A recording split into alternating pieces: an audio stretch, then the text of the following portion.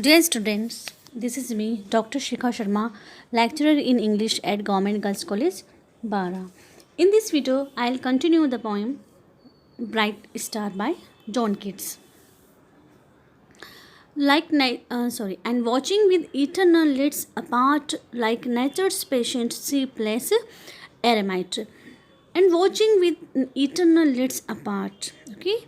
And the poet continues to describe the star as watching o'er the earth with eyes wide open forever. The eyes of this star are open forever, and the star is continuously watching the natural phenomena which is occurring in the on the earth or in the sea. The moving waters at their priest-like task of pure ablution round earth's human shores, or gazing on the new soft fallen mask of snow upon the mountains and the moors, yet still steadfast, still unchangeable. The moving waters at their priest-like task. Okay. The poet says that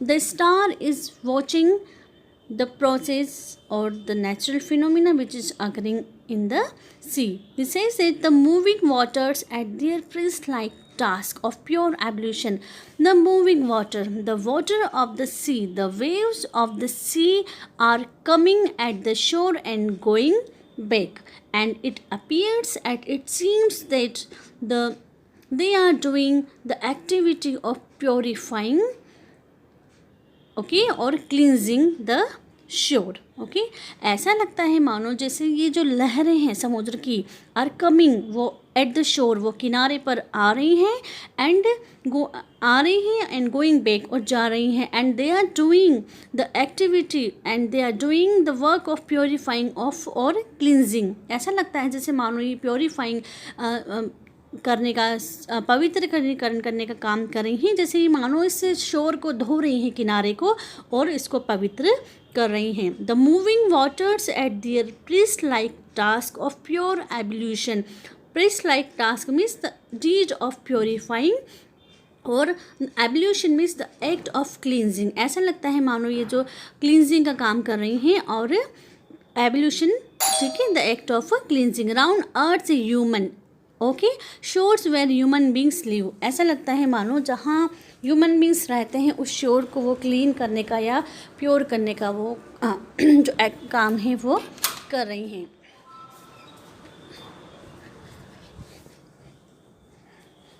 और gazing on the new soft fallen mask of snow upon the mountains and the moors. और gazing and the star is gazing on the new soft fallen mask. New soft fallen mask means soft snowfall. Snow is falling softly.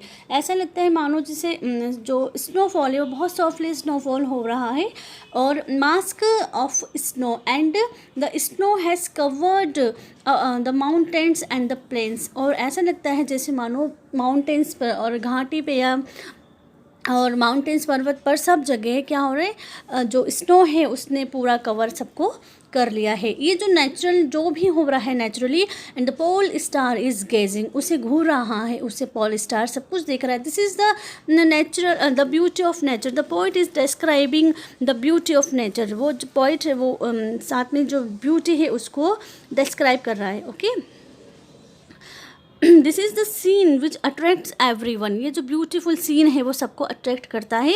But no yet still stayed fast, still unchangeable. No, the poet doesn't want to see the beauty of the nature. He doesn't want to enjoy the beauty of nature. लेकिन वो like the pole star, उस pole star की तरह उस beauty को वो enjoy नहीं करना चाहता है.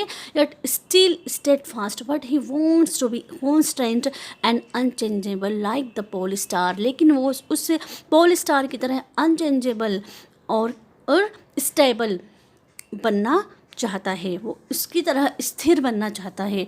He doesn't want to enjoy the beauty of the nature. He the beauty, the scenes, beautiful scenes of the nature don't attract the poet. Only the steadfastness or the constancy of the pole star attracts the poet, and he wants to be like the pole star. Okay. Pillowed upon my fair love's ripening breast, to feel forever its soft fall and swell, awake forever in a sweet unrest, still, still to hear her tender taken breath, and so live ever or else soon to death. Pillowed upon my fair love's ripening breast. Okay.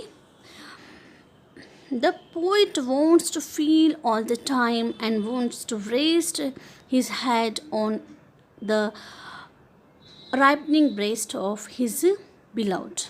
Okay, he wants to enjoy the closeness and the love of his beloved. Okay, he wants to be in the company of his beloved, to feel forever its soft fall and swell. He wants to take rest. Okay, he wants to feel the rise and the fall of the beloved's breast. As she breathes the rise and the fall of the beloved's breast, he wants to feel this fall, rise and fall. Okay, he wants to feel the rise and fall of the beloved's breast. Okay, the rise and fall is occurring because she is taking breath, she is breathing. Okay, and so the rise and the fall of the beloved's breast, he wants to enjoy this fall and rise and fall. He wants to be in the state forever. Okay.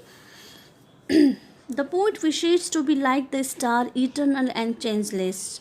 Okay, not alone but lying near his beloved, with his beloved's maturing breast. Awake forever in a sweet unrest, still, still to hear her tender taken breath. Awake, he wants to awake. Okay, he wants to be awake all the time. वो हमेशा constantly जागते रहना चाहता है. Forever in a sweet unrest. Sweet unrest means agitation. Agitation है, but कैसी है? Sweet, because the agitation is just because of the movement of the breast. Okay, she is taking breath, and this is just because of his breath. This agitation is due to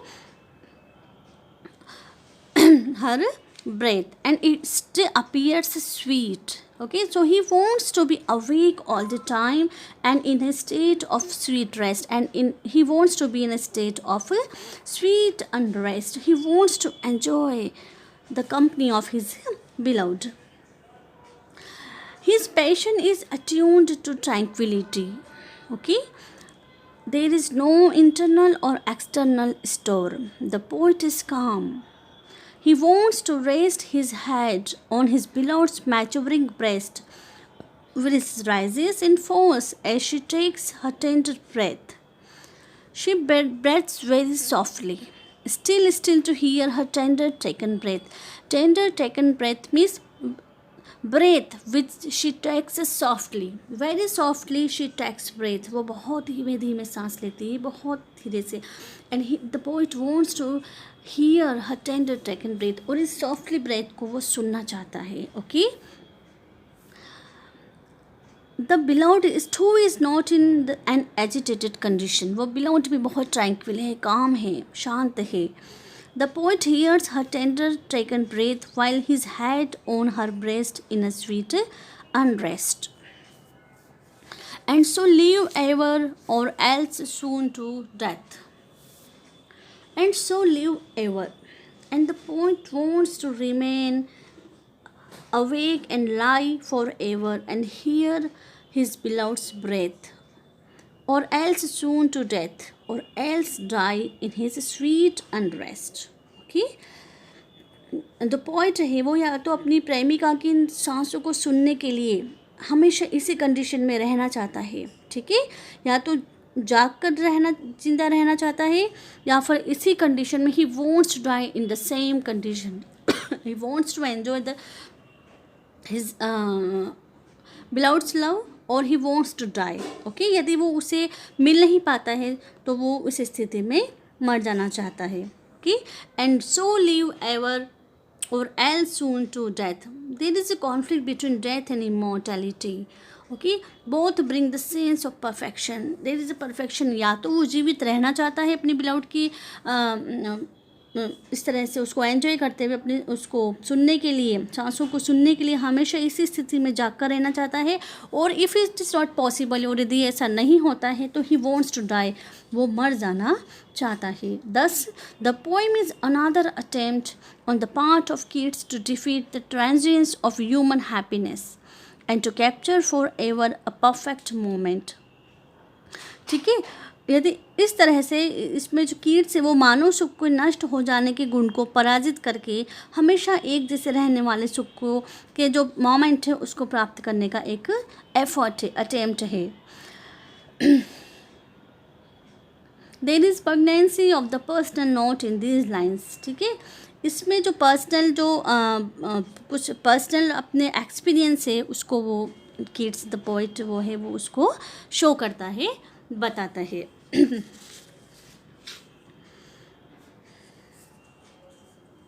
This sonnet expresses kids' yearning for ideal human love. It also hints at his own impending death. There is also kids' observation of nature. Okay, kids here also gives an observation of nature. It is a pure description of the beauty of nature without any inherent philosophy. The lines are in imagery and expression some of the most beautiful kids ever wrote.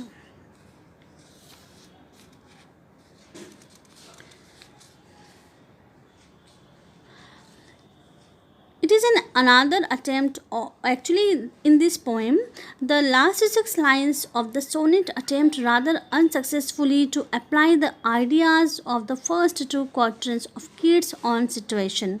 He wishes to be like the star in an eternal and changeless world, okay, but doesn't want to be alone. So, in the first 8 lines, the poet wants to be like the pole star.